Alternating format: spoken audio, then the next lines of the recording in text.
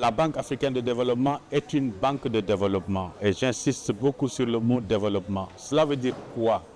Cela veut dire que dans ces opérations, la banque s'assure effectivement que ces interventions puissent assurer un développement humain, un développement durable qui respecte l'environnement, qui tient compte des aspects sociaux et qui respecte également le développement économique. La banque s'est dotée d'un ensemble de politiques pour s'assurer de la durabilité de ces interventions.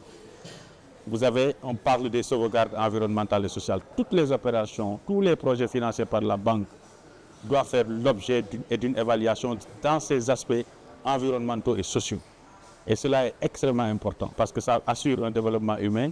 Mais la banque va au-delà en dotant, en permettant aux populations, sur le terrain des opérations, quand elles se sentent lésées, de pouvoir soumettre même leurs griefs au niveau de la banque.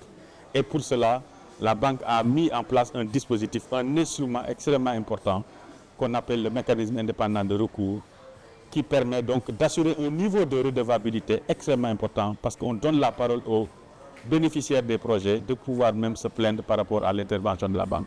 Je pense que cela est important et cela ne fait que permettre à la banque de pouvoir améliorer ses résultats sur le terrain. Nous recevons des plaintes des communautés et des personnes affectées. Mais vous le savez, la réalité en Afrique, les communautés impactées parfois n'ont pas les capacités de par les blocages, de par les barrières linguistiques, de par les barrières technologiques.